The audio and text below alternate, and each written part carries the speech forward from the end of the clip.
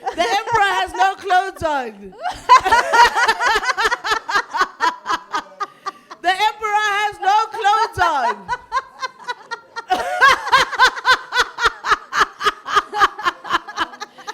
The emperor has no clothes on. I have to sacrifice my freedom for a feeling of security. Sacrifice my free will so that I can feel a little bit of safety. I have lost all of my privacy.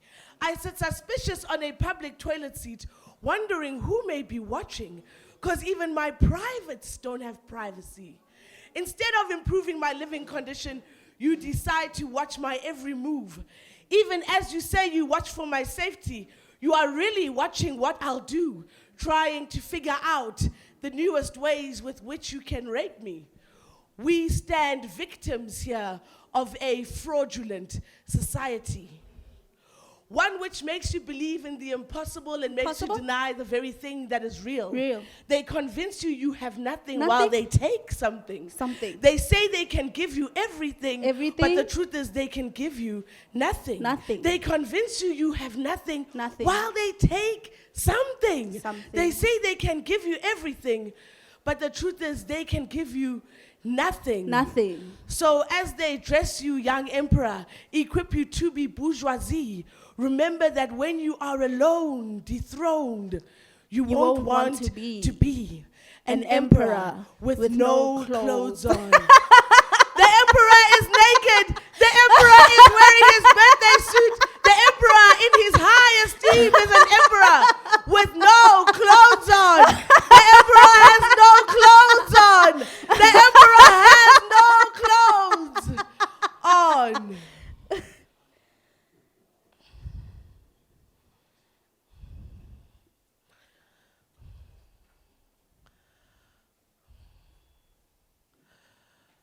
Whoa, whoa, oh, oh, oh. Do you remember what happened last year? Not last year, year before in July. Do you remember the looting? Whoa, whoa, whoa, oh, oh. So we were watching on the televisions, and we were all asking ourselves, why is this happening? Why? They want that Insta life. They want that easy come. So they can socialize. So they can feel like they matter. How did it go so far? The lives of the rich from the poor. We cannot act surprised. This day's been coming for long. Upina, kululeko, opela nini, klopego, oh, my babo, oh, my babo, upina, kululeko, opela nini, klopego, oh, my babo, oh.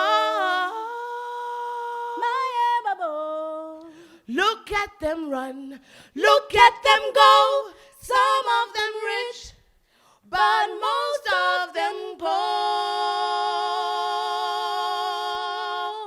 Well, they're all young. They are the young, also the old. They take as much as they can hold. This day has been coming for long. This day has been coming for long. This day has been coming for long. This day has been coming for long. This day has been coming for long. This day has been coming for long. Oh.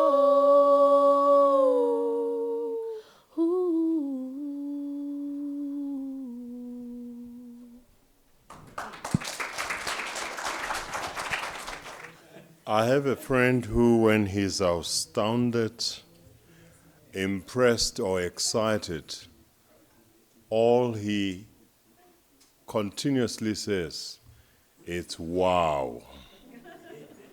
I think I now understand what wow means. What a beautiful.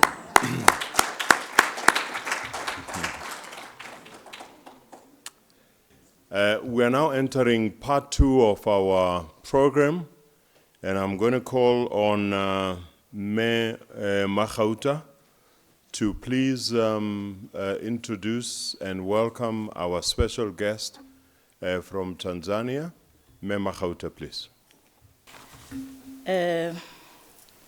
We have a special guest, an eminent person, for us to carry on with our duties and the mission of NaLHISA. We are doing consultations. We are taking the focus from theory, academic to practical. So the guest who's here has been in everything. He's been in the army, he's been an advisor, and he's also done archiving. So you'll see how valuable he'll be to this occasion from his CV. I'll first read the CV. Joseph Waruna Butiki. Education, he was born 1938. Education, he's got an MA Development Studies at the Institute of Development Studies, University of Dar es Salaam in Tanzania. And then 1973 to 74, Tanzania Military Academic. He's a retired Army Major. That is also important.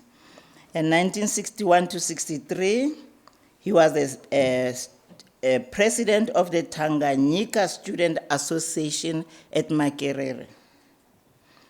In 1961 to 64, he did a BA in History, Economics and Geography at Makerere University, Kampala in Uganda. Positions. In January to date, he's the chairman of the board of Mwalimu Nyerere. July 2011 to date, chairperson, Regional Civil Society Forum, chairperson, National Civil Society Forum in Tanzania. 2008 to date, chairman and trustee, Mbeza Butete Trust, and manager, Mbeza Schools, pre-primary, primary, and secondary. 1977 to 2022, executive director of the Mwalimu Nyerere Foundation. 2007 to 2008, deputy chairperson of the Lake Victoria Zone, presidential appointed committee to solicit Tanzanian citizens' view on fast-tracking East African Federation. November 1990 to 1997, regional commissioner of the Mara region, and that he held as a cabinet rank. November 1990 to 1996, December, member of parliament as regional commissioner, ex officio. 1990 to 1996, chairman of the Tanzanian Cotton Board. 1988, November to 1990, member of the National Executive Committee, CCM, and regional party secretary of the ruling party of Tanzania, Mara region. 1985 to 1988, principal private secretary and chief of staff of President Alisa Hassan Mwinyi of Tanzania at State House. 1973 to 1974, attended military training at Monduli Military Academy, Arusha. 1968 to 1985, principal private secretary, chief of staff, and personal envoy to President Nyerere at State House, Dar es Salaam. 1965 to 1968, personal assistant, research, he was doing research, to President Nyerere of Tanzania at the State House. 1964 to 1965, assistant government archivist Ministry of Culture and Youth in Tanzania. I will stop there with the curricula. Welcome, Mzee. People have written Mr. Mzee. Mzee is enough. Is like when you say Ntate, Mr. You know, is an honor. It means he's an eminent person in his country. We welcome you. We hope you'll share with us your experiences so that we can be able to carry the missions and objectives of this organization forward. Thank you. Your Excellency, Baleka Mbete, former Deputy President of the Republic of South Africa, invited guests, ladies and gentlemen, all protocol observed. I'm happy to be here in Joburg, not for the first time. I think this is probably my fourth time, but certainly for the first time, be part of this program of the National Liberation Heritage Institute of South Africa from an invitation of the leaders of this institution. When I was invited to come, I did hesitate because I was not sure what it was all about. And when I read it was about archives, I said, archives? Because I once worked as assistant archivist. Immediately after I had completed my university training in Kampala, Makerere, the first East African university, the only one in that time. And it was not a full university. It was a university college affiliated to London University. So if you visited my room, you'll find my degree hanging on the wall. It's a London University degree. But also I did not know what to say because I was not quite clear about the program. Until yesterday when it became very clear that I was supposed to be talking about collecting archives for a united Pan-African collaboration, breaking the vestiges of colonial occupation, and triumph organization against apartheid, the case of an African conquest. So yesterday I was thinking again about this topic. I thought it had a lot of things to say. But I think most of them have been said this morning when I was listening to what you have been, what was prepared, what was being talked about. But even then, I thought I was not a historian, not even an academic. Actually, from what you have heard about me, almost an ordinary citizen, serving for a long time heads of state. My Tanzanian head of state, Mwalimu Nyerere, for 21 years, you know about him. But also in this country, I worked with President Mandela when he was out of prison, and working with him after Mwalimu, trying to reconcile the Burundi. I got in touch with Mbeki. He used to come to Dar es Salaam and to Zanzibar for a program about peace building and peacemaking. But you can also see in my age, worked with the Jomo Kenyatta's, Obote's, Samora, Nujoma, and all those during those years. Why? Because I was in government 65 to 85. But then the party 88 to 96. And then in this Mwalimu Nyerere Foundation for these years with the population, with academics, religious people, ordinary people, young people, children. So in those capacities, I've been able to collect a little bit of experience, which I want to share. But let me start with two quotations. I may not get them completely accurately. One is from President Nyerere, talking about us. First was a believer that the world is one, humanity is one. The world is one, and humanity is one. When he established this foundation, he says, we wrote books about it. But then he said, you know what we work for, presidents, deputy vice presidents, ministers, ordinary citizens.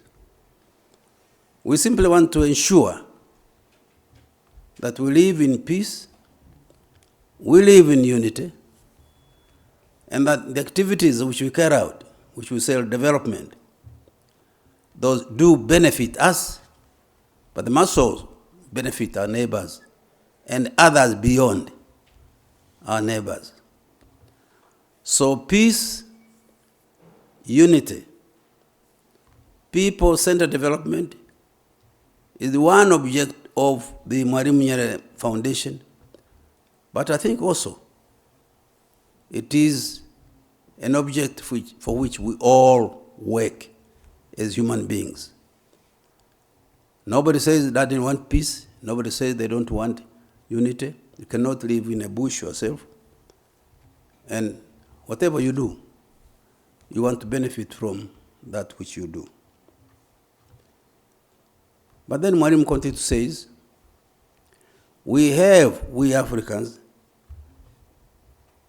and others maybe, but basically Africans, we've been oppressed for a long time. We've been humiliated for a long time.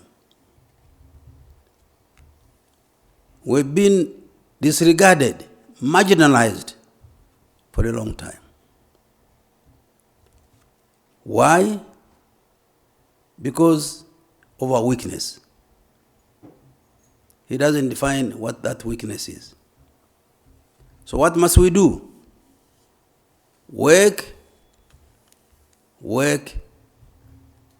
to be strong,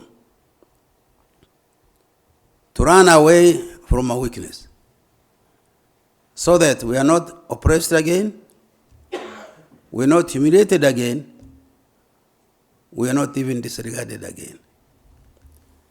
That's the agenda. If you want peace, that's what we should be doing. But then Madiba came after he was released from prison. In his inaugural speech, now this one, you'll pardon me, I may get it wrong. He talked for so long, and then advised the world community, which was listening to him, in words which I will not quote accurately. He said, never again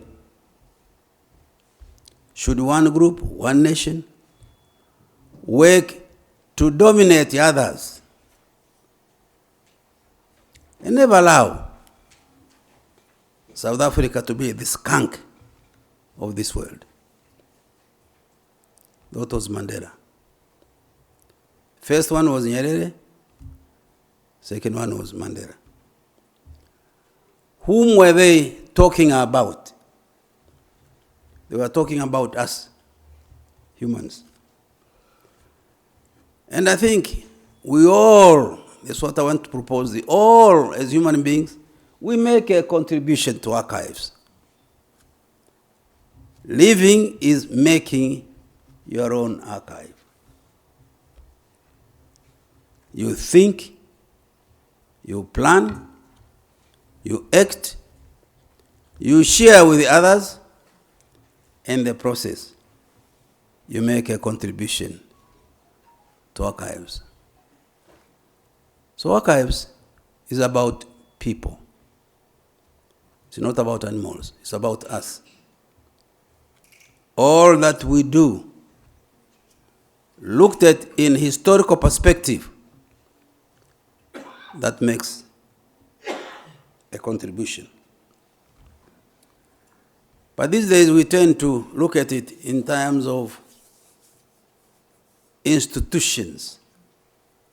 But it is people-centered. So institutionally, when we talk about archives and historians, networking, I want to propose a second point that historians, networking, should not be limited to South Africa. It is about humanity. History is about humanity. South Africa is a group, Tanzania is a group, Americans a group, Indians, but they're all working in this one world. We are one. And science and technology is helping us to discover more and more that we are one, humanity. We share so much in life. And we continue to share even more as we work in, as we develop more areas in scientific innovation, technological innovation. And we'll come more and more together. And maybe we are going to reinforce what we talk about these days, the globalization. One village of human beings, that's what we are. So, but specifically on this subject,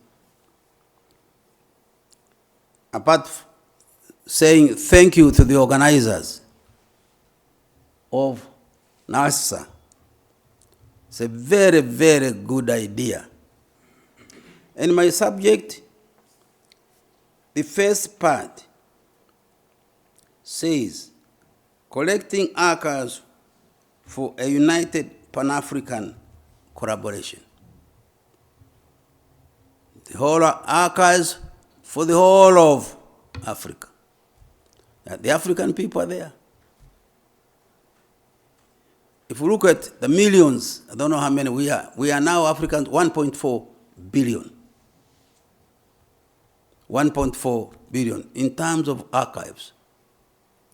What are we contributing? It's a lot.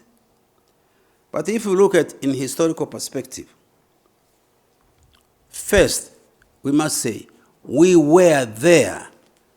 We have been there. They came, whoever came to Africa, the geographical Africa, they found people there. And we are part of those people. So we were there, living, making our own archives. But then history came in. We were colonized, dominated, exploited. Historians tell us people came in from where? About Sudan and Ethiopia, and some historians know. I don't want to go into that. The foreigners who came in dominated us. You historians know where they came in and who they were.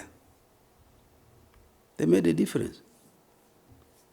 And we started special type of archives. A people who are governed without their consent.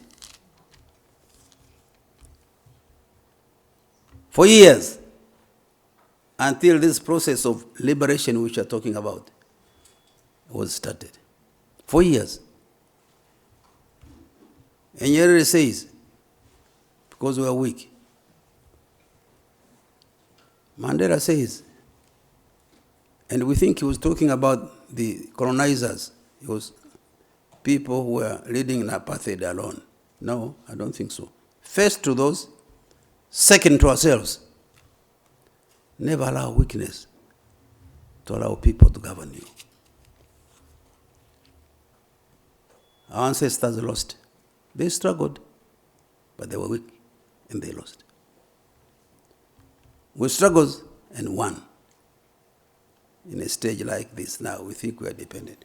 But I'm going to show you that we're not quite free or even independent the way we think.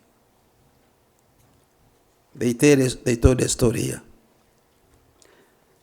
So then what happened? They organized Africans in their own little countries, here and there, here and there. South Africa was ruled until 1994. The others organized, they came out of that colonial situation. Then they formed in 1963 the OU, the Organization of African Unity, for two purposes: political independence and then economic liberation and economic independence. Phase 1, we have done. Phase 2, we are still struggling.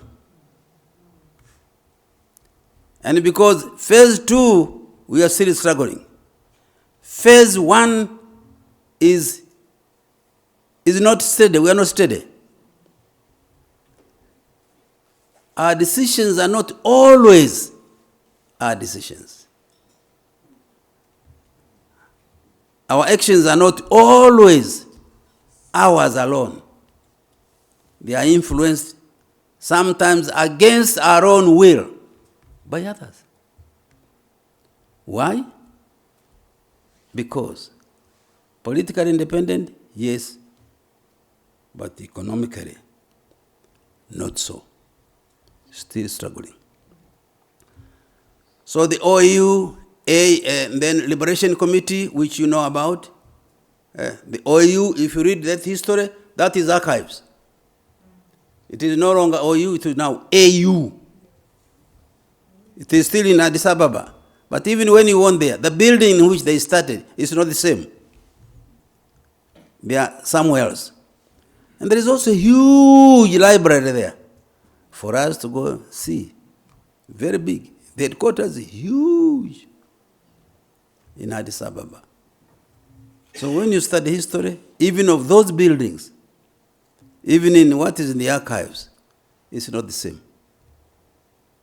There are basics, but there are new things there. Why? Because there are new people.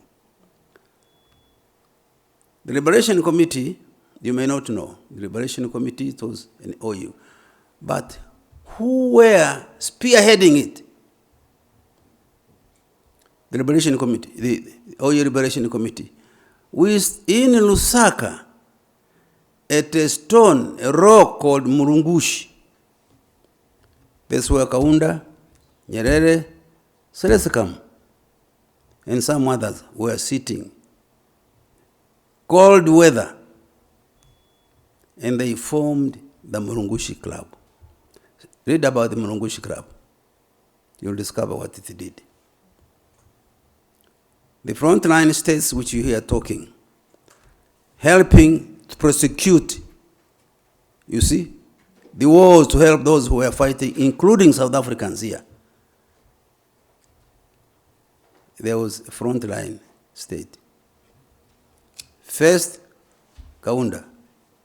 Then, Nyerere, chair. Then, Selesekama. And you know Selesekama used to come from his country here. There was, to get there, you had to go through a very narrow corridor. Very dangerous. But he used to come all the way. That is history. That is archives. People may not know about it. And it is important. It is important. The OU the Liberation Committee, the group which worked with the rest of the members of AU, you can see they were all contributing. And then, of course, South Africa. Not fully democratic and independent until 1994. And Mandela was in prison for 27 years. Thabo Mbeki was in Dar es Salaam, sometimes in Lusaka. And you may recall what was happening to Lusaka, Zambia, the attacks, the threats, the harassment from the Boer community here. All that is history, and it is archives. And it has not been studied fully. All the aspects of it have not been studied fully. I think that's what the old man was telling the historians now. It has not been studied fully. Here, in this country,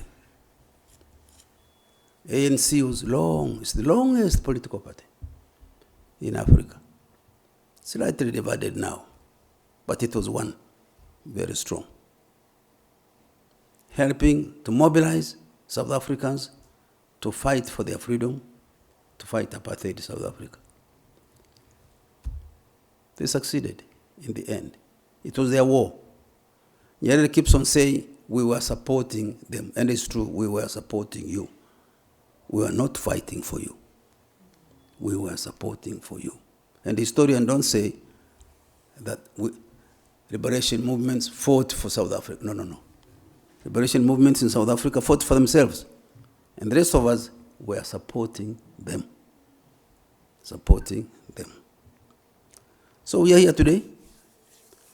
There's a chapter in the liberation. It's a long one. I did not want to go.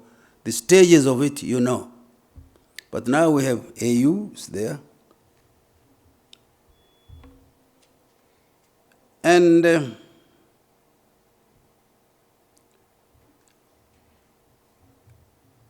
people of South Africa, working with the liberation movements, and those few countries were already independent, like Tanganyika, and the leaders who were working there, those are the ones who broke through their efforts. They broke what you call breaking the vestiges of colonial occupation. They were free, and they helped their brothers and sisters to be free. Now, that solidarity, that unity, ought to be documented properly. It was stronger then than it is today. Let me say it again. It was stronger then than it is today. Why? With some liberators, freedom fighters from here, living first in Tanganyika, then in Tanzania. A very poor country, rich in resources, but poor in many other aspects, but still prepared to live, invite and live with brothers and sisters who were fighting for freedom. That solidarity was very, very strong. And we used to argue about it. We are so poor, why should we spend so much money and time helping South Africans? Nyerere used to say they are our brothers and sisters, we are the same. And freedom will not be complete until they are free. You remember, I used to come here. I once come in Joburg at the airport. There was a small hotel where we were kept. You're not allowed to come here. You have to stay at the airport. Go there, stay in that little hotel, very poor provided, and then go out wherever you're coming from, not here. Today, we are free. Let me say, on a light note, we enjoy, and I do enjoy, South African wine.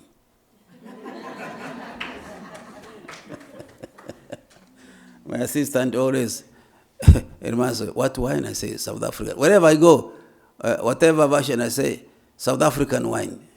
I'm just addicted to South African wine. And when I see these South Africans in our hotels there, investors, I say, it was a good job, historical job. It should be properly documented. And even when they started coming in as investors to build Sunworth, we have 2 hotels there, and more are there, and very many other investors. We are together. That's what Nyerere told members of parliament when he was here. He told Mandela, apartheid is gone, we are now Africans. Let's work together. And I want to repeat that message to you, South Africans. Apartheid is no longer. You have Africans in Africa. Foreigners will be coming here. Work with all of them. There's another kind of history, and it will have its own archives too. It is history of archives. There's a section. And we normally historians, because we don't have time, you all pile it together. I think what we are saying now is to begin to desegregate this thematic richer, not just put together. So we no longer have colonial occupation. Where is it? We still have part of somewhere. The French are still somewhere, and we are not talking about it. I don't know why. You historians, do you know that the French are still somewhere around? Yes. And it's not over yet. They are somewhere.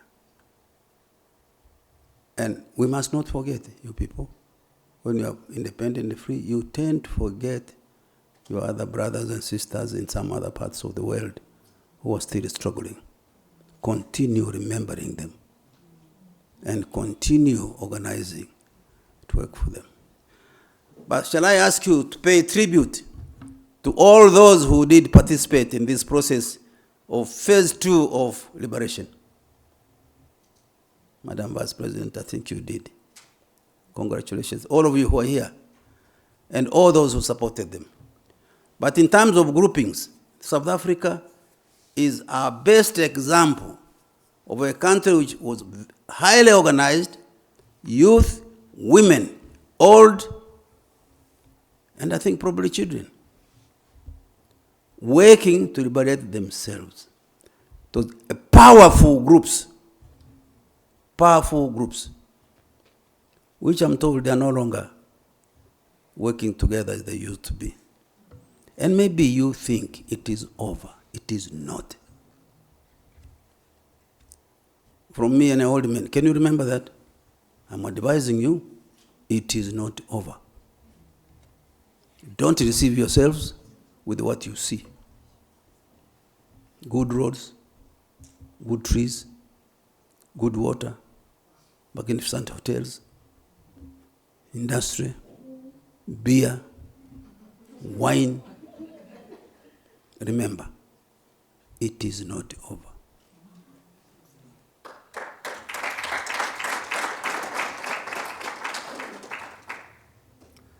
So we all of us triumphed when we got rid of apartheid and when we got Mandela out of prison.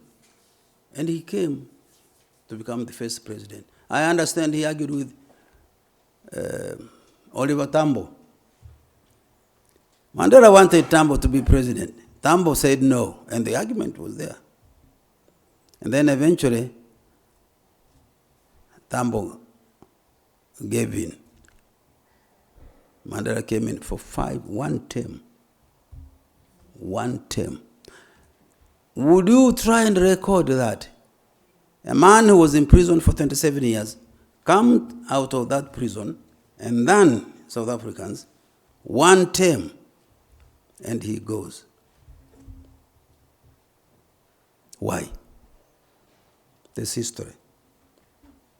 The archive should be worked on. Why? Has any of you asked him? He must have argued. He argued. It was one term. But then, from what was happening here, it's also history and the chapter. From what had happened, the operation, and the difficulties faced by Africans here, they thought Mandela was going to organize for revenge. He never did it. There was a time when I came here, let me tell you, there was a time when I came here quietly. I went around in the rural areas. There were several killings there. Mtotism said, no, no, quietly, don't do it. And that made the Mandela we know of today. Oppressed, humiliated, denied freedom, ruling his people, no revenge. And that made for South Africa's peace and unity which you are seeing now. Remember that, don't forget. And when he said never, never, never again, do you think he was talking only about the whites? No. He was talking about all of us. That character of individuals and the groups here in South Africa, in Tanzania, and in Africa everywhere, which is anti-peace. For whatever reason, individual saying I, Joseph Butiku, instead of we, Butiku and somebody else. The we normally gives way to the I. And sometimes the we gives way to the bigger we. And that becomes a bone of contention. Why? History. Can you record that? Can you look at the history and say, why have we drifted from being rational human beings to sometimes very irrational human beings? Do you know why? Rational human beings. And for those who are Christians, love thy God, love thy neighbor. That's not what we do. Why? That is historical recording. And there is an archives of it. If our children could follow that, be honest and tell them why. So let me come to my last point, which I wanted to make. I said it is not over. Economically, we are not there. Who is there in this room? Even the richest in South Africa, they are not there. They may think they are there. They are not. First, alone, you cannot be. You cannot be. You cannot be with the others. But the majority, I was going around yesterday. I saw what Joburg looks like. And then I went to other parts. They've improved tremendously. But the quality of life is still low. If you talk in economics, GDP per capita, GDP national might be good in South Africa. But GDP per capita is not yet. The value of your rand, there was a time when I was here, it was 3. Was it about 3 per dollar? These days, what is it? Yes. And let me tell you what Nyerere told Mzee Mandela when he was here, and members of parliament. South African, don't you think you are big brothers? Yes, because your economy was good, but that economy was for the few. Was for about 4 million people. When that economy is extended to cover the rest, and we are not there, and whose capacity to contribute to that economy through production is not yet up to the standard that is required. They have not been enabled through education, anything, or even freedom, to contribute to the economy, then the totality of that, when it is taken together, it will be low. So we listen. Today, I was listening, South Africa is suffering from problems of electricity. Why? Because many need electricity, not only a few of you.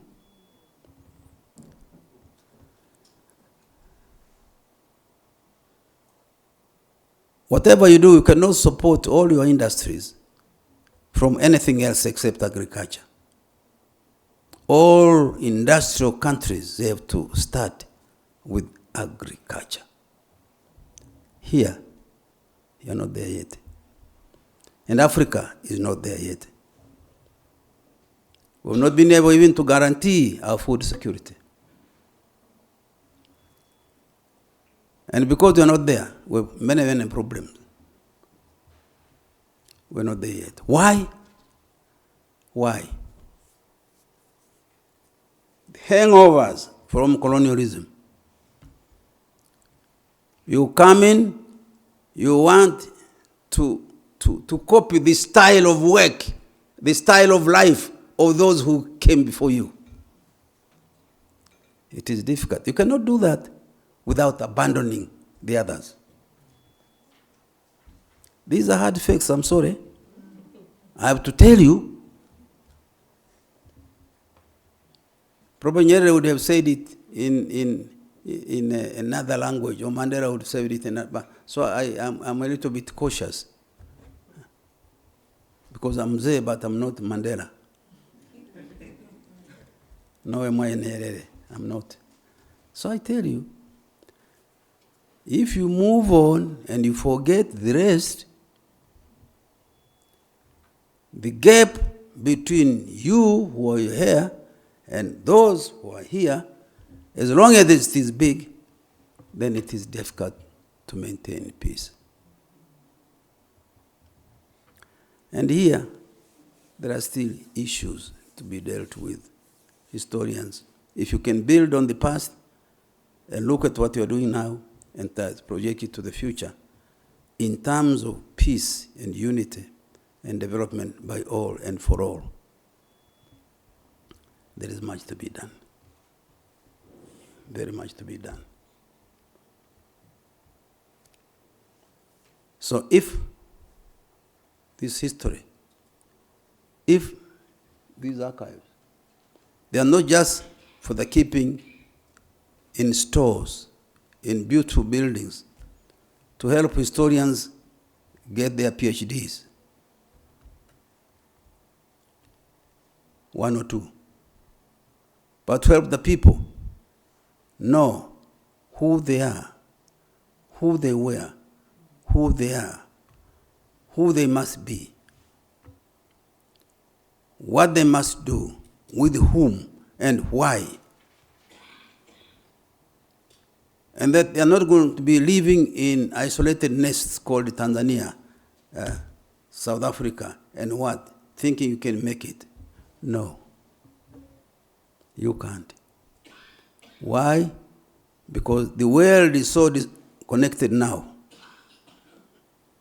There are people who need what you produce here, and you people need what they produce there. So their life there, whoever they are, Indians, Chinese, all what, interrelated. And it is going to deepen. Interrelated. You're not going to remain isolated here. No. You must prepare to live with the rest of the world, the rest of humanity in this world, and make a contribution to that world. But always keep the struggle, which you struggled for freedom. Keep it. Work for it ceaselessly. Remind those who are against what you're doing that they cannot succeed without you. So we are together. So, linking the past with the present. That is the link. What is the link? remember, we are all human beings. In my language, I say, enye. What do you say in your language? When I say me, I say enye. Me. Yeah. All of you have a way of saying enye, me. All of you have a way of saying awe, you. All of you. And the two, and the three, and the millions. When they say we, they are stronger. That is the real link. And we must all work for it ceaselessly. So let me stop there and say, I had written something, I have not said anything about it, but let me go back and say, let me go back and say what I had not said before. It was with great pleasure to be invited to this distinguished gathering. It was a great pleasure. And a great pleasure to be a participant in this symposium. I've learned a lot. I'll continue learning from South Africa and from this. But make this an African issue. Don't just keep it here. Archives for Africa. If you do archives for Africa, there'll be scattered archives like they are here now. But build one in this spirit for Pan-Africanism. Build one for Pan-Africanism. Once it is built in that spirit, it is going to attract some people to come and use it to learn about Africans, Pan-Africanism, but also about our history, oppressed, whatever it was. And then from those lessons, we can build a better world. Thank you very much.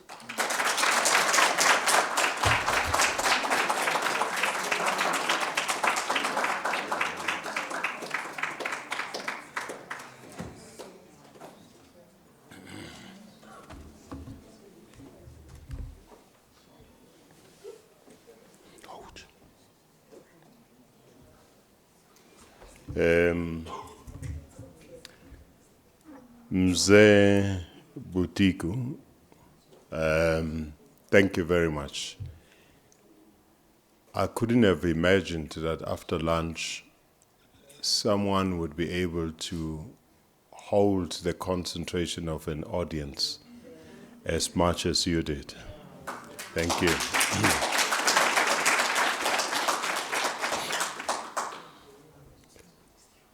It would be very difficult to paraphrase or even attempt to summarize what you just shared with us. But maybe one takeaway from me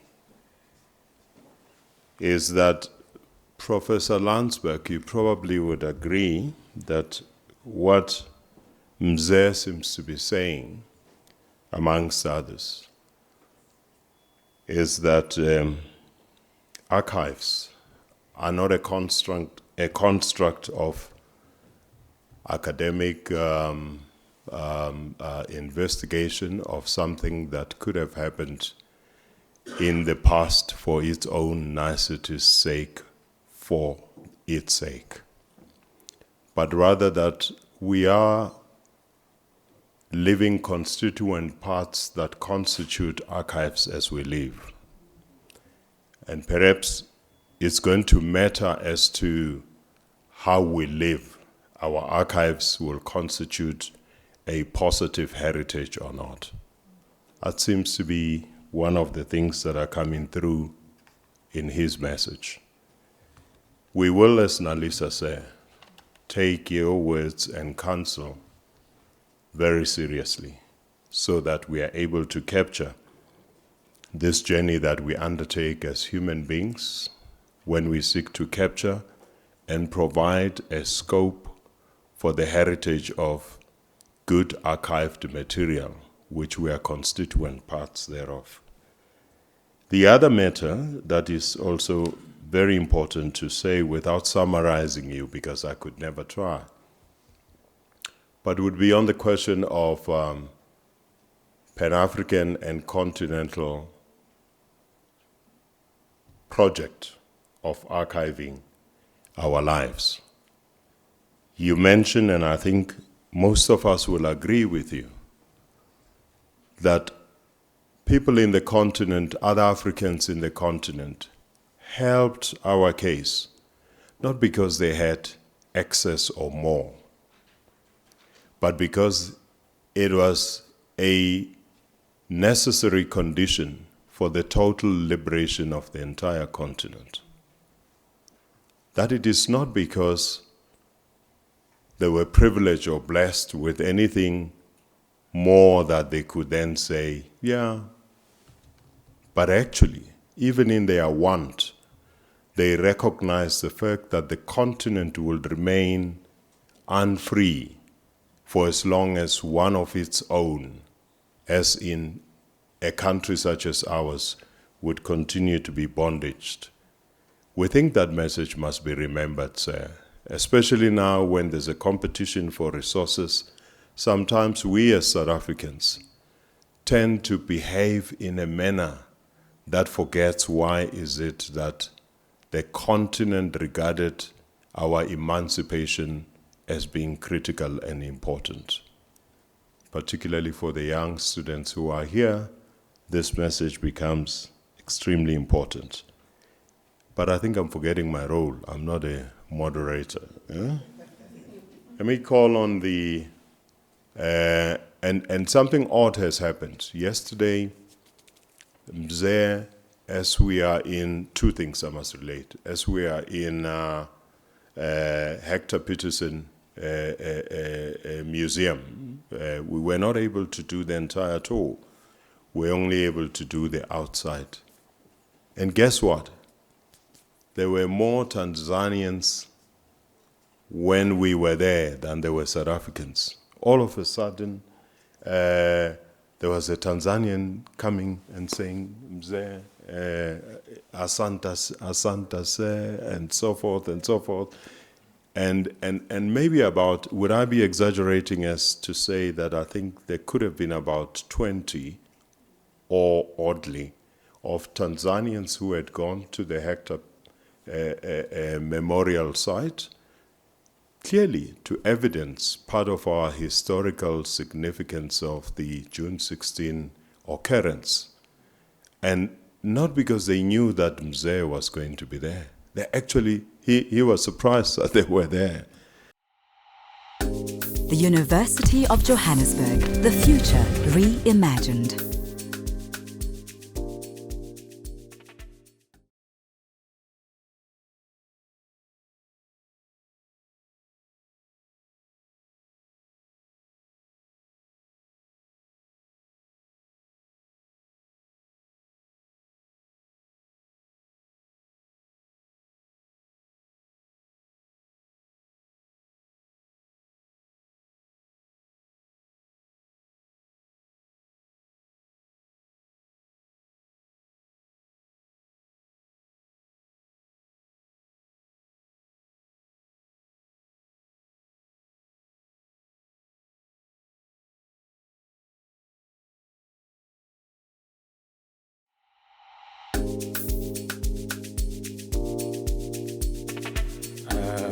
Ladies and gentlemen,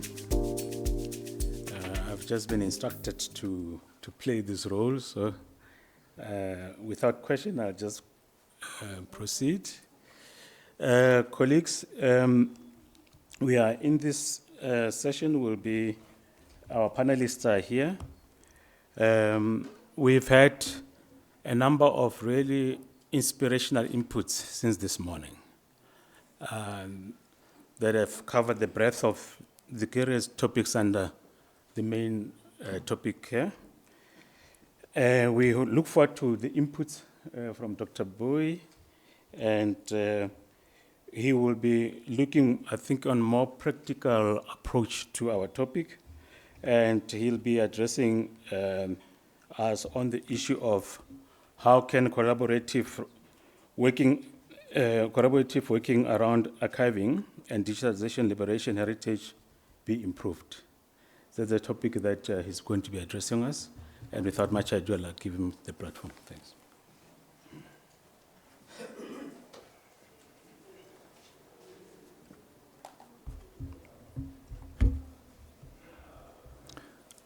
Thank you, moderator.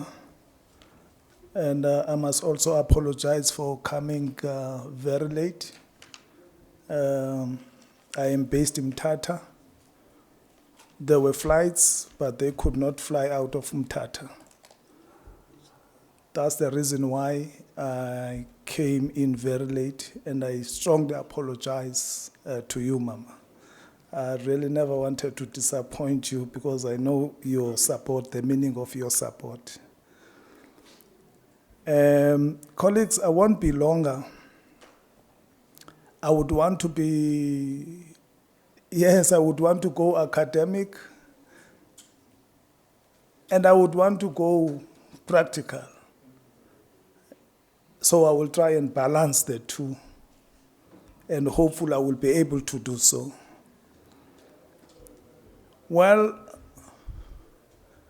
I spent my time, my 18 years of my employment history, working at University of Fort Hare, managing the liberation archives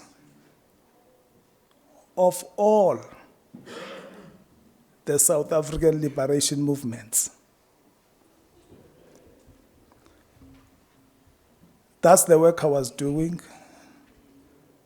And I can see here there's my colleague, Dr. April. How I wish I was here when she was presenting so that, we make a seamless presentation. But this is what is important. I am not sure if I'm the scholar of liberation archives,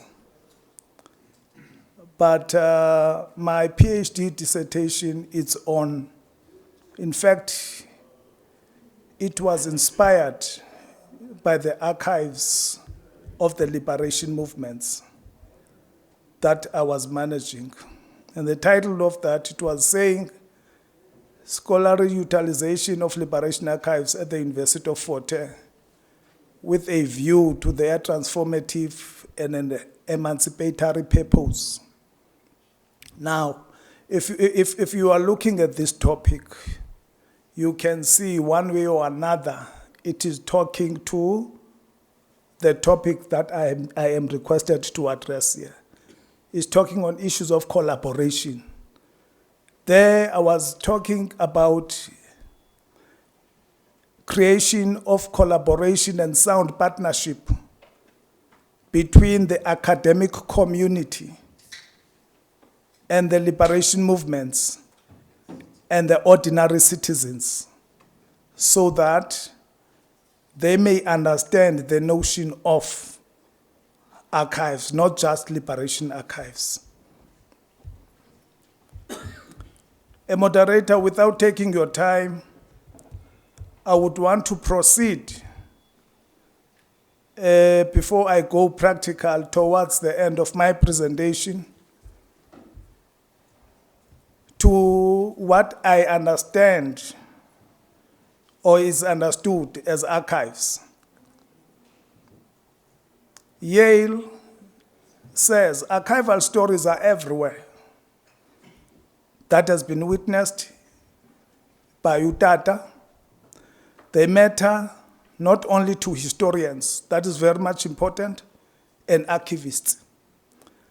Archives are where we go to establish ownership, to clear our names, to tell ourselves who we are as nations. Churches, political parties, families, and individuals. Archives are where individuals intersect with the apparatus of the state. This makes archives key sites for understanding conflict between governments and those they rule. That is what is fundamental about archives, especially when you are looking or trying to understand archives from the colonial perspective or point of view, you'll begin to understand that indeed archives, in particular the colonial archives, they are more of an extended arm of a very repressive state, and we have seen that. How we Africans, if you go to the archives, the colonial archives of apartheid, how we, the Africans, we've been positioned, objectified, with the purpose of ensuring that whenever we look at ourselves, sizibona njengabantu who are meaningless. The history of archives is fraught with the history of state power and rule, marginalization, exclusion, bias and suppression of memories and stories. These were deliberate and well-orchestrated political acts. And I've said, you only understand that if you look at the archives using a colonial lens and also a transformative lens. And I want to emphasize that the archives, in particular liberation archives, are very much significant. They have a value, they have a meaning that is beyond one's comprehension. Sorambe says that public archives of Eastern and Southern Africa hold an invaluable wealth of information that should be easily accessible and utilized by the citizens of these countries. These valuable records provide accounts of past events, activities, transactions. Therefore, they can be categorized as evidence of history. So the archives of all the liberation movements should be looked at as evidence of what we went through as a collective, as a nation. And he also goes on saying, in fact, this is Moodley who's arguing that historically, politically, and otherwise, the liberation archives fulfill an important gap in South African historical writing. And that is exactly my understanding what this institution is trying to achieve, to fulfill a particular gap that we always, in fact, that is always confronting us whenever we unearth the archives. And that is exactly what this organization is doing when I'm looking at this, to construct, deliberately so and intentionally so, the other archives, which are questioning the conventional archives. Now, if you follow the history of liberation archives at University of Fort Hare, 1992 here in Joburg, you will begin to understand that this idea of collaboration that we are talking about today, it was something which was discussed as early as in 1992 here in Joburg, when Oliver Tambo brought together all the leaders of the liberation movement under one roof. And that was long before CODESA. I want to repeat, that was long before CODESA. So the whole idea, the whole notion of collaborating, of having all the liberation movements under one roof and talk one voice, in particular when it comes to the history of liberation movements and records of liberation movements in South Africa. This is what Tambo said in 1992 when he brought them together. And he said, these archives, they symbolize the triumph of progressive ideas against those of regression. The long and complex path of the liberation effort, captured as it were in the volumes of documents to be deposited with the university, is not a mere record of history. It is an encapsulation of our rich heritage in the field of culture, politics, academia, and above all, our vision of a just socio-economic order. So here, when you look at the archives of the liberation movements, you are not looking at the archives of oppression and repression, archives that are translating or a true reflection of a state violence and also archives violence. But when you look at these archives and when you look at these efforts and these collaborations, you see nothing else but the thoughts, the ideas, the ideologies behind a new order. And that new order, it is South Africa.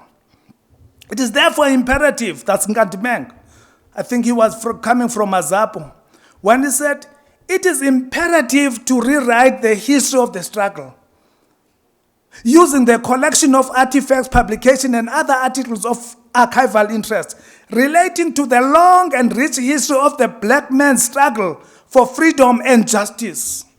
So you talk about collaboration within that context. To me, it's all about saying, in fact, Utata said something here, that the notion of liberation archives, it shouldn't be just a province of the leaders and the archivists, but it should extend to the ordinary citizens. They must have an ownership. The students, they must be involved. The academics, they must be involved. The researchers, they must be involved. So the whole idea of collaboration, it is an idea that must be extended to all those people whose voice is so important. The meaning and significance of archiving, since I'm about to finish. The meaning and significance of archiving, digitizing liberation archives. Perhaps here I want to talk about my personal experience. And I'm not talking for the ANC. No, but I would talk from my personal experience as a person who managed the archives of the liberation movement, ANC, PAC, Azapo, New Unity Movement for a period of 18 years. Now I'm saying, in 2011, I was so blessed to be part, in fact, to execute a decision of the ANC, which was saying, let us digitize all our archives in preparation for the celebration of the ANC centenary in 2012. The objective was not only to prepare for the centenary, but the objective was beyond that, but to ensure online access, use and preservation of the archives. But this is what is important about that project. That's what I like about that project. When the ANC organized funds from its partners, international and national, they brought all the, call it the digital equipments to University of Fort Hare.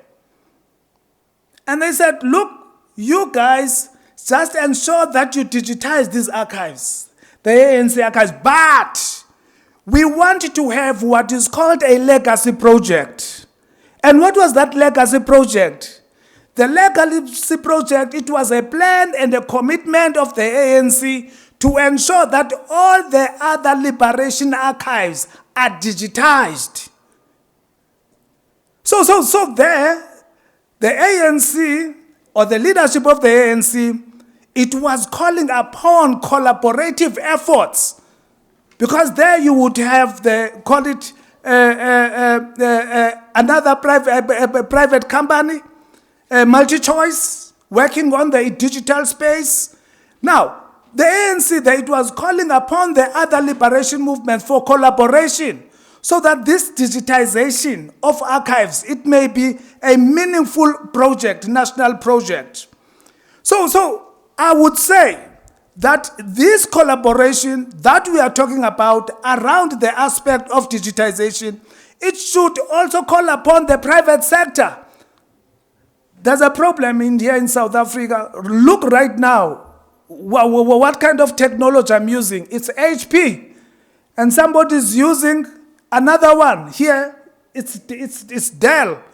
But the very same guys that we are using, buying, procuring their own, call it gadgets, to ensure that we are promoting digital archives, they are keeping a distance. They don't want to support these initiatives. And when we talk about digital collaboration, it's also about saying, let us approach them to support the efforts of the liberation movements in ensuring that their archives are properly archived, digitally so. Because why I'm raising this issue is because I know for a fact that some of the liberation movements, in particular those that are not in government, they are suffering in terms of finances or to finance their own initiatives. Why, therefore, it is important.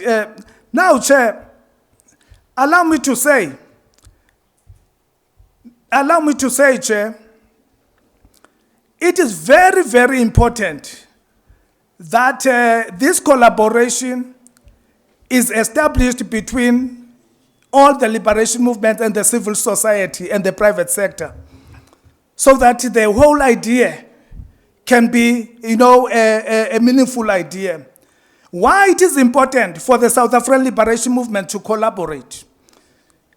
I argue that South African liberation movements emphasize access and use of their liberation archives, not only physical access, but also through digital access. The primary objective is hindered by financial constraints. The collaboration should be premised on the notion that the digitization of liberation archives of all liberation movements would ensure and improve online access, use and preservation of national liberation memory. The South African national liberation movements need to collapse the artificial ideological boundaries and prioritize the collaborations and partnership that would preserve collective national memory. So here, I am emphasizing the fact that there is a lot of work that needs to be done. And I want to go back to the great work or to the presentation of Mzee. We did this work, but can I tell you about the greatest challenge when you talk about digitization of the archives? And that challenge, it calls upon that collaboration between all the institutions, civil society, ordinary people, and the leaders. There was a serious challenge. I'm sure those people that I was working with will remember that challenge. There was a serious challenge, the challenge of metadata. And even that one, it calls upon collaboration. There you are having physical archives, papers, books, and all that. But there is a problem that you don't have people who were involved in the struggle, the leaders themselves, who were involved in the struggle, the youth of 1980, 76, 60s, who were involved in who can come forward and augment the information that we have. And that is a very serious problem that we are facing if you are talking about digitization of archives. If you look at the leaders of the ANC, the PAC, the AZAPO of the 1960s, 1970s, they are no longer there. Some of them have passed on long ago, but the challenge is that they've passed on with their great stories. And now we are left with archives that have serious gaps. And that is why I'm saying it is so important that this institution work closely with the universities, civil society, and conduct what is called an oral history project that is supposed to augment what is already existing digital. Okay, I'm taking too much time. I don't have time. I would want to speak more. Thank you.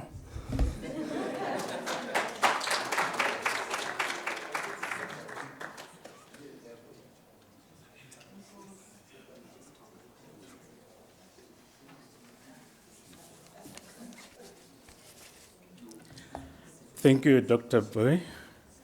We are always chasing time. But thank you for that contribution. Colleagues, in the interest of time, I will then invite Ms. Tembe Kakoka, who will come and also do a presentation. She will say a little bit about her own background and then take it from them. Thanks.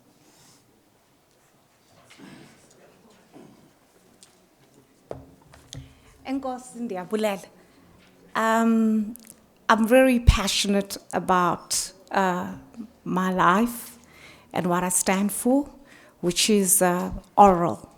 And I'm glad that you really spoke passionately about the oral part. I'd like to thank Her Excellency Baleke Bete. I stand at your feet, Ma. I am here because of your struggle, of the beatings you endured, going through all those countries in the liberation struggle. It is an honor that you are here with us in person, live. We are here to take from the tributaries of your experience and the spirit of what you've experienced, being a minister, being a cadre, being a deployee, and rising to be the speaker, and rising to be our deputy president. It's an honor. Thank you very much, Ma. I'd like to thank my darling sister, Sis Nobuhle, who brought me here.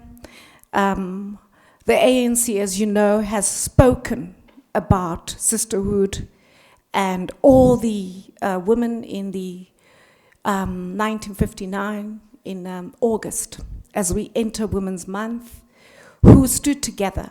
And the fact that Nobuhle, you made me a part of your journey, I am absolutely humbled. Thank you. All the professors and the intellectuals and the academia, Professor Landsberg, who spoke earlier on, and the youth, and everybody, I'm very honored. Particularly honored to be moderated by Mr. Moss Mashishi. We look up to you in terms of entrepreneurship in South Africa. We wouldn't be here as well. Mzi, thank you very much. Julius Nyerere played a large part in our liberation, and all the countries that played a large part. I'm honored that you know Julius Nyerere, Kaunda, Seretse Khame. You are a walking archive, as Dr. April spoke about. Thank you very much. My passion is radio, oral. Singabantu abathethayo, siyakhuluma. When people talk about digitization, we were digitized. Our grandmothers, we used to sit around the fire. We were oral people. So nothing is lost, Africans. It resides in us. It's in us. So we need to digitize this oral part of it. And everybody questions, why is it that your oral is not integrity? But that was our integrity. That is what solidified the liberation of Africa. The biggest challenge at the moment is digitization and access to information. And 600 million Africans today do not have access to electricity. 960 million Africans today are using fire. So that already tells you the issue that's at hand in Africa. 50% of Africans on MTN, the CEO spoke about it, are only using smartphones. So the primary source of information in Africa still remains is radio. So the challenge is that NaLHISA will be working with radio. That's what we are saying. I'd like to applaud South Africa. We were the first country in Africa who has done the policy and regulatory framework of the migration of analog radio into digital. This, in essence, speaks to those that are marginalized and vulnerable will be able to have the converged information on audio, text, and slide. which in itself is revolutionary. Why is this revolutionary? Is that right now South Africans are experiencing load shedding due to a number of reasons, controversial, economical, but the experience is there. And radio still plays that huge part. We shouldn't forget that. The innovation that's coming out of Africa pertaining to energy is amazing. In the DRC, we are seeing youth that are now talking about expanding solar panels to villages. Digitization in Africa should go hand in hand with mineral wealth, because this digitization that's coming out of electricity, out of solar, most of the minerals come out of Africa. So why are Africans not participating in the innovation of this digitization? The biggest threat that everybody's talking about right now is AI, and that is a threat because what is the integrity of information coming out of Africa? We should not fear AI. We should be participating in it. This is why the intervention of NaLHISA is so crucial in this, in the sense that the data. What is data? Data is the oil. It's the fuel that's fueling everything. Data is linked to commercial. And that is the innovation. We are all living organisms of data. Our mother, Mbete, data. Our honorable, data. We are all data. Why are we not participating in it? And this is what's so important, and that is what Dr. Burr spoke about. Ukuthi, we need to be universal in Africa in terms of our data. I'd like to conclude and say this. Population. Africa stands at the height of population. Okay? Today, Niger has got the highest fertility, the highest place where there's more population. And at the moment, Asian countries like Japan are struggling with population. And Europe is also struggling with population. But Africa isn't. This is our wealth. We shouldn't look at ourselves and say, wow, we've got this youth. What are we going to do about it? We are data. Podcasts are coming out. The greatest growth in technology is audio. Oprah has moved into Spotify. Spotify now has audio, text, and slide. So that is the convergence of technology. By 2100, it is estimated that Nigeria will have a population of over 1 billion. That speaks to a lot of the wealth. And that youth that's coming out is the largest growth of population will be Niger, Nigeria, Tanzania, Ethiopia, DRC, and South Africa. So what I say to you, in terms of that, there's got to be root. That youth needs a root. They need a foundation. They need a collaboration. And that is where organizations like Dr. Landsberg, Professor Landsberg's organizations, that's what will count with that root. And that root has to come out of Africans. I'd like to say thank you very much. Going forward as Tembeka and Associates, we look forward to participating in the digital migration, of having a shortwave connectivity into Africa that is digital, starting with the SADC region, and looking at a data center where all the data will be stored for Africans to own, to participate, and to collaborate locally, regionally, and globally. With that, ndithi ndiyabulela, enkosi.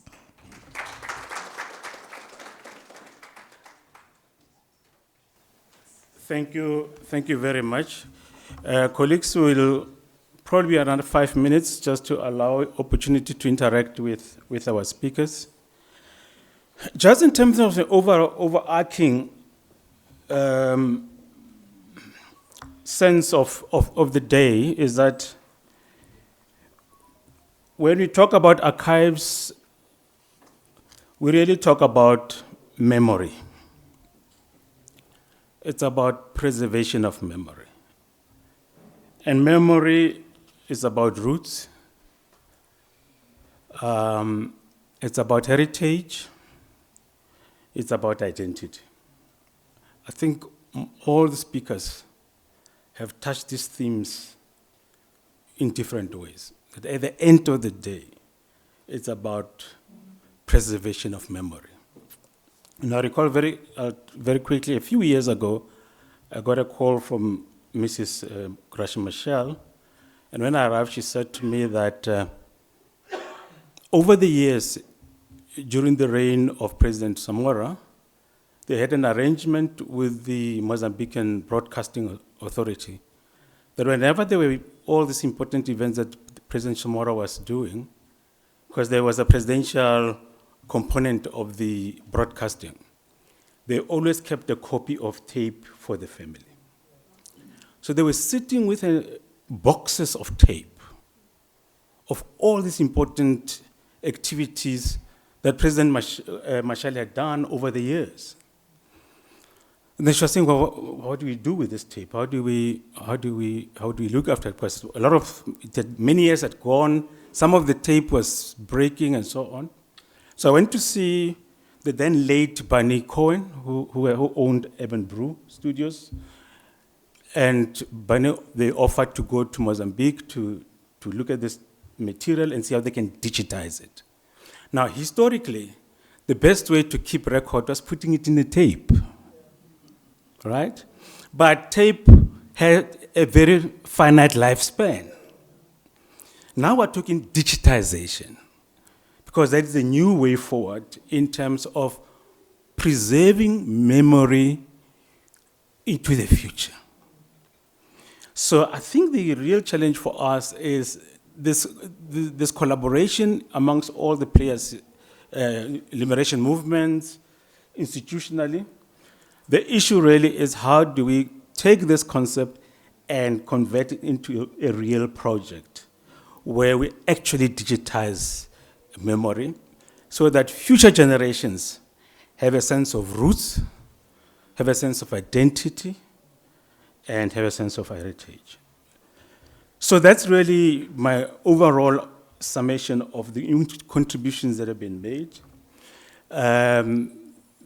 Maybe I should just open the floor because speakers are still here. We've got 5 minutes or so. If you want to interact with some of the points that Honorable Mzi, who's our guest, made, and our other speakers. If there's anybody who wants to make any comment in that regard. Thank you. Comment.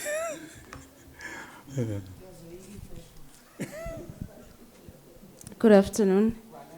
My name is Mamoresi Rosemary Diaho. I come from an organization called Chabana Sahomo, which is an association that was formed, I think, a year ago, and it deals with everything that has to do with Basotho and Bosotho. And we are currently busy with preparations for the celebrations, bicentennial celebrations in 2024 of King Moshoeshoe the First. If you would know that Basotho are formed by different clans, Sotho and Nguni clans. So next year, we will be celebrating 200 years of Moshoeshoe forming the Basotho nation with all those clans. Thank you very much to all the panelists. What I want to say is I have had since morning the presentations, but no one has ever mentioned the role that was played by kingdoms in the liberation struggle. And I'm a researcher and a filmmaker, and nothing has been said about filmmaking in the preservation, the part that filmmaking plays in the preservation of heritage. We do documentaries that you have just spoken about oral. That's where we preserve that oral interviews through documentaries that we do as filmmakers. The other issue that I want to talk about, especially with regards to the kingdoms, is I'm not sure if people are aware that the capture site of King Langalibalele the First of Amahlubi might be in threat, in the sense that it is said to be somewhere where the Lesotho Highlands Water Project there's a possibility that the site will be covered or will be submerged under the water when the dam is filled by 2028 or 2027. So are the historians in here and the heritage people, I don't know what to say, are they aware of such things? Because if that site is submerged, it means part of heritage is gone. And what is it that has to be done to preserve that part of history? Thank you.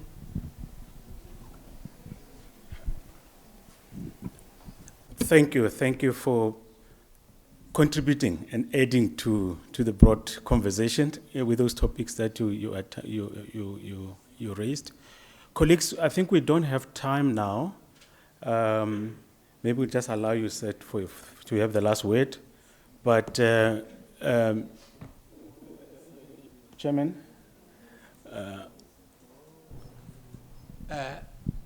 Thank you, Dr. Boy. South Africa is unique, specifically after CODESA and talks about talks.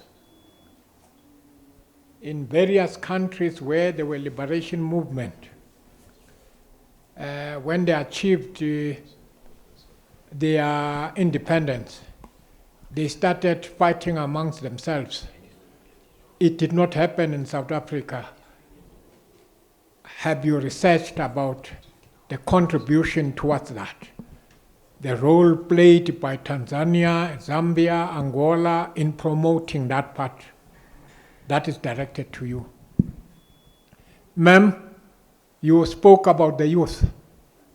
Yes, bigger number of youth, but without the senior citizen who's going to transfer the knowledge to the youth. That is one area you need to look at. Mzee, Tanzania is rich of our graves. In my family, a number of people are buried in Tanzania. Some of them, we can't even bring them home. And even if we want to bring them home, there is a gap that will be leaving behind in Tanzania. Because those graves are important for Tanzania to show their contribution towards the liberation struggle. Now my question to you, is it possible for NaLHISA to raise funds to create, what you call it? monument that may encourage a visit to Tanzania every year. And then that is the part. The last one for all of you. NaLHISA, you talked about archiving.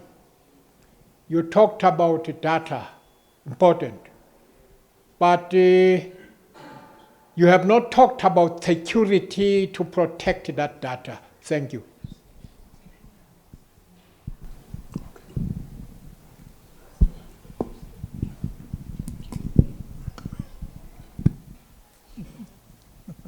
All right, thank you. You know, if you are studying the Liberation Archives at University of Fort Hare, they begin to tell you about the critical interactions that all our leaders across the liberation movement had with the leaders, can I call, we used to call frontier countries. Is it frontier, was it? Yes, that's the word I'm looking for. Frontline states. So there was a lot of interaction. And I think as South Africans, we were so blessed to be the last country to be liberated. Because out of that process, we have managed to gather a lot of wisdom as to how we should handle the conflicts post-apartheid period. So there's a lot that we have learned from these leaders. If you go to Italy, Reggio Emilia, there is a lot of evidence exactly about what you are asking right now, where there's what is called ship of solidarity, which was coming from Italy. And that ship of solidarity, which was bringing all the struggles, and it was contributing intellectually, material-wise, to the struggle of Southern Africa. And the leaders of the frontline states, together with the leaders of our own liberation movements, they would gather around that and get a lot of wisdom on how to take forward their own countries post-apartheid. So there's a lot of wisdom that we have learned from these leaders. Thank you. I just would like to say thank you very much to your question. Pertaining to the kingdom, I think definitely that's the bedrock of South Africa, Lesotho, in terms of the most liberation struggle people were in Lesotho in terms of the education there. And our president liaised with President Mandela, liaised with their letters. I think the Nelson Mandela Foundation lady has gone, where they speak about this relationship between them in the letters. Going back to film, definitely film plays a role. I saw, and the film society is really, when you see in Showmax, there are films that are participating, and there should be inclusivity for films, because now, as you can see, there's Oppenheimer on the circuit, which talks about the atomic bomb and the effects of it after 1945. But that was archived years back, but it's only coming now. So film does have a role. And your question pertaining to youth, as I've reiterated, you are here.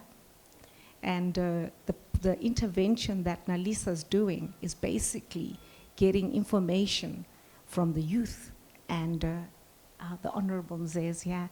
So I had to be short and sweet. I thank you very much. I hope that has answered your question, sir and ma'am. Thank you very much. A monument, yes. Yes, with pleasure. I'm sure this is the kind of thing that's a very brilliant idea. It's the kind of thing that this National Liberation Heritage Institute and our foundation, our government will happily do. We go to Mazimbo every year to remember those who sacrificed and died on our behalf. And there is absolutely no reason why you can't put up a monument. We're most welcome, and maybe we can find a way of starting a dialogue. Our Mwalimu Nyerere Foundation will be happy to be part of this project, and I'm sure our government will support it. Thank you.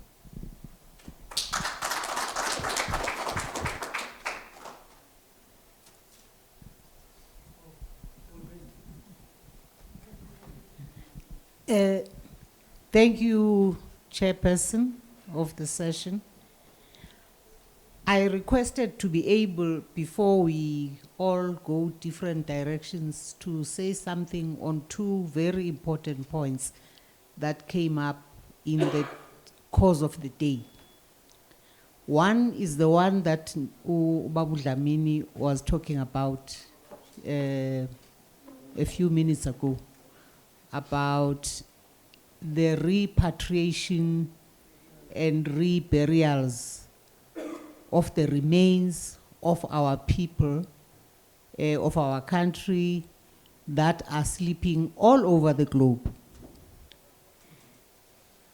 By the end of last year, when you read government documents, they had counted up to about 900, and I believe there's more than 1,000.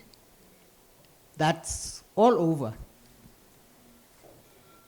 It's a very complex subject that evokes emotion on the part of families, of a range of levels of participants in the interaction about those remains, how they ended up where they are, and what arrangements and what interactions have to be gone through in order for us to reach an agreement as to bringing them back. At least by the end of last year, there was an emergence of what could result in a consensus approach,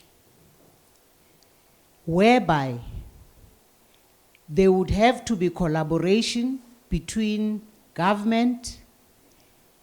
The whole issue of costs and management thereof is a major matter from a government point of view, because what has been found was that bringing back the remains of two people could cost millions, and yet perhaps if we were to be a lot more deliberate in consulting and being as representative as possible in the forums that engage on this matter, including families. Because my observation was the following. There was, by the end of last year, because the subcommittee I used to chair had to deal with this subject, and in our report to the conference of the ANC in December, we were highlighting this matter that we saw as a weakness that was emerging. And that was that the workshops had taken place in August at the Freedom Park about this matter, but there were forensic experts, there were veterans from liberation participants, especially the military side. There were government people, policy makers, but the voice of families was lacking. And therefore, there was emerging an approach which I feared, and our committee highlighted, was becoming insensitive to the whole area of culture. There was an approach that was saying families stay behind, experts, forensic experts, and government policymakers, and all of them will go, and they will scientifically check if the remains are the remains of so and so, and they would have the material, they would have done research and all of that, and they will bring your people back, the remains of your people, and you will come across them back on South African soil. Now, where I come from, I already know, I was ignorant before, but I now know that there is no remains of anyone of my family that are going to be handled by anybody in the absence of a family member. Because for a start, the family member must interact with those remains, with the spirits of the person that you are picking, whose remains you are picking up. So there's no way some expert is going to come and apply forensic audit and all of that and say they'll bring them back. Buena, you must be at a venue here at UJ and you'll come across the remains of your relative. Never. It will not happen. Not Giti. Not a Mahluchin. Not Gohatebe. So I'm saying, in case there are government people who are around who've been involved in this discussion, they should be aware they have not even started dealing with the matter appropriately. But it's meant to be such that the family doesn't have to worry about the costs. The remains of all South Africans who are sleeping outside the borders of our country. One of these gentlemen is in his mid-80s and is nervous that his health will fail him. And he is so preoccupied with having an orderly future for his grandchildren, who will inherit the future with our great-grandchildren. I mean, our hang-ups and the things that were fought about in the past are history, are in the archives, are in the records. Now, I'm in my mid-70s. When I'm thinking about the future, I'm thinking about my great-grandchildren. And I'm more preoccupied that they must not go through what we went through. So we don't have to burden them with our hang-ups, with our anger, whatever we've, the baggage we carry, because everybody carries some baggage, and we have a right to that baggage, and to express it, and express it fully and appropriately. But we don't have to pass it on to our children and our children's children. So, when we look at history, let us look at it in such a manner that we are being intentional in managing that space of not passing on the baggage to our children. So the point at which the lunch ended at the end of last year was that we need to create spaces where we go to Kaya Kulu and we are inviting of whoever wants to be with us a Kaya Kulu on our terms. Not on the terms of being sensitive to umuntu ovela kwenye culture. Tina, we've been damaged for too long. We've been oppressed and kicked around for too long. And therefore we have this right to have our own grounding on our own terms. On our own terms, on issues we decide on, but we are inviting to anybody who does not disturb this process and is prepared to sit here on our terms. We also must not pass on the hang-ups to the future. And therefore, when we talk about the archives of the old order, we must talk Recording about in them progress. as a record of what happened in this country. Because you can't wish that away. It happened. It's record. It's factual. Interpretations, that's another matter. But let us have that access to that record. So I introduced the subject to the two gentlemen, and they were very willing to be open about where those archives are. At least the archives of the National Party. That much they are very open to.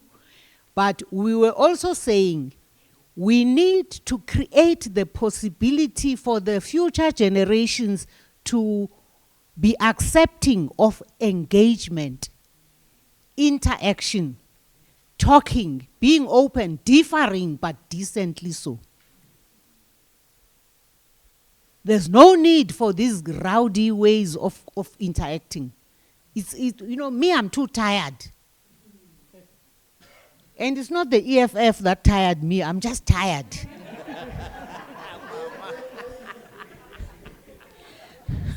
No, because people think the EFF drained me, and then, no, EFF, those kids are getting suganabo el-tul. Suganabo el-tul labang. So, but I'm just saying the time for engaging each other, like being at each other's throats, is over. Amen. Let's talk about what happened, agree to disagree on some things, but the record is there. Tina, our role is to preserve the record so that scholarship can engage with that. As for differing like there in Parliament, it's okay, let it happen in Parliament. That's where it belongs. Here, we're not in politics. But somebody corrected me, who said, we are in politics because this is political, but not party political. It's not party political. That's why we agreed we are non-partisan. We've come to preserve the records. That's as much as we're going to do. And the rest we will leave to scholarship. Thank you.